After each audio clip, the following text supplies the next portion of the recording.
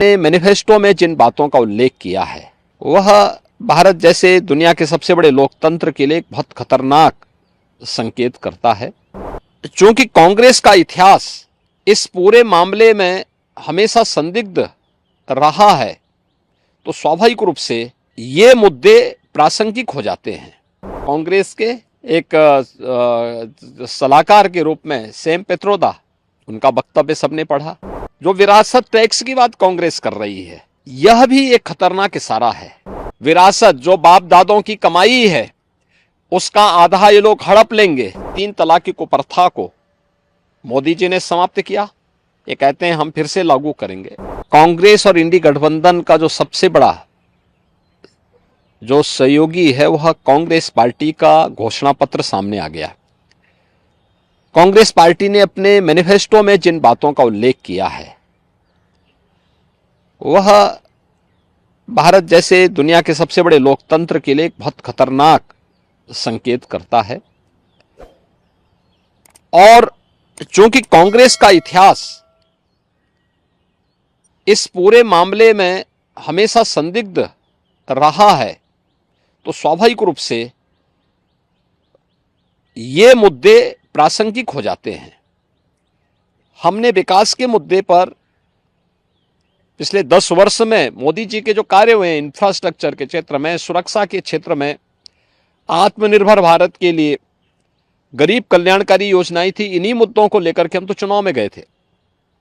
लेकिन उनके मैनिफेस्टो ने हमारा ध्यान आकर्षित किया इस ओर।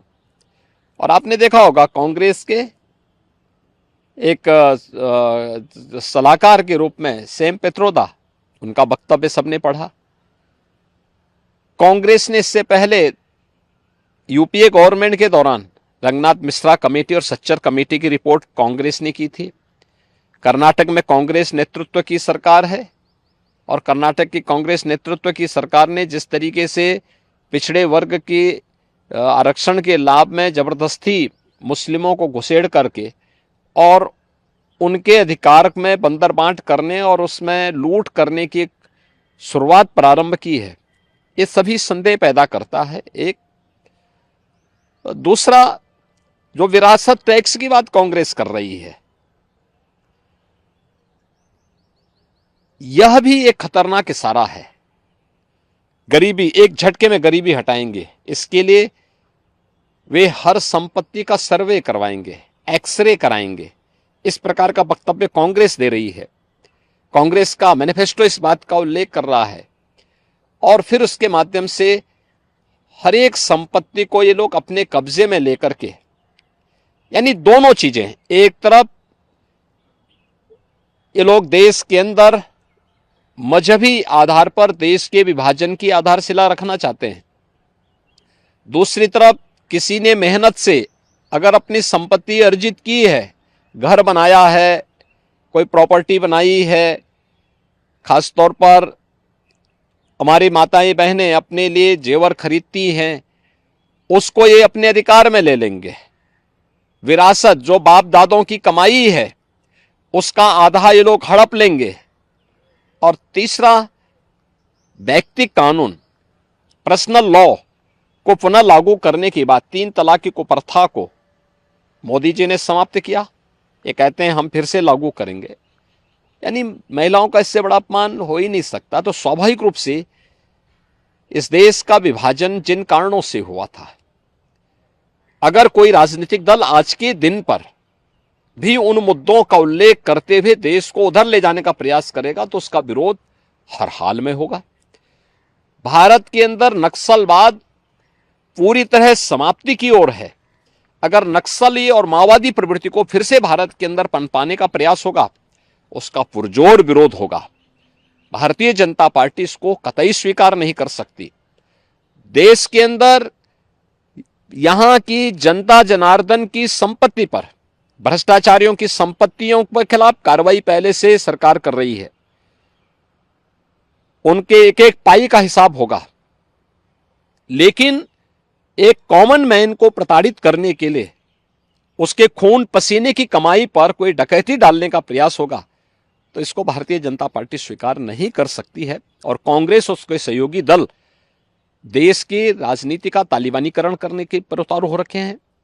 देश के अंदर माओवादी दुष्प्रवृत्ति को जबरन थोपने का प्रयास कर रहे हैं और पर्सनल कानून के नाम पर देश की महिलाओं का अपमान करने का प्रयास कर रहे हैं और लोगों की संपत्ति पर जो इनकी कुदृष्टि लगी हुई है, इसलिए ये मुद्दे आए हैं जो आज के परिप्रेक्ष्य में रिलेवेंट हैं।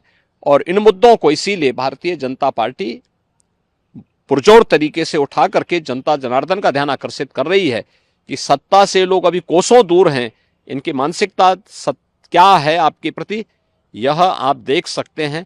और इसीलिए उस पर लगातार सरकार जो है, इस पर जो है लगातार भारतीय जनता पार्टी ध्यान आकर्षित कर रही है जनता जनार्दन का कि जागरूक हो जाओ, ये लोग जिस मंशा के साथ आ रहे हैं, इससे पहले कि इनके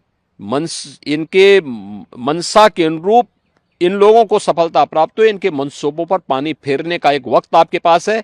आपका एक वोट देश की तस्वीर और तकदीर को बदलने में निर्णायक साबित होगी और वह आपने 2014 में किया था, क्योंकि 11, 12, 13 में तत्कालीन केंद्रीय मंत्री पी चिदम्बरम बार बार वरासत टैक्स की बात कर चुके थे। आज वही बात तो सैम पित्रोदा कह रहे हैं। इसीलिए इन चीजों को लेकर के आज फिर से जनता जनार्दन को बार बार कहा जा रहा है कि वो कांग्रेस के इन मंसूबों पर समय रहते अपने वोट के माध्यम से पानी फेरने का काम करें, अन्यथा यह गठबंधन देश के लिए भी, कॉमन मैन के लिए भी और आदि आबादी के लिए भी भयंकर खतरा पैदा पुरजोर तरीके से उठा करके जनता जनार्दन का ध्यान आकर्षित कर रही है कि सत्ता से लोग अभी कोसों दूर हैं, इनकी मानसिकता क्या है आपके प्रति, यह आप देख सकते हैं।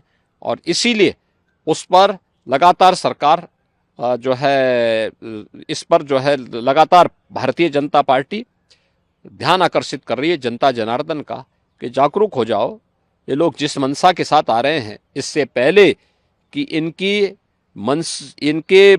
मंशा के अनुरूप इन लोगों को सफलता प्राप्त हो, इनके मंसूबों पर पानी फेरने का एक वक्त आपके पास है। आपका एक वोट देश की तस्वीर और तकदीर को बदलने में निर्णायक साबित होगी और वह आपने 2014 में किया था।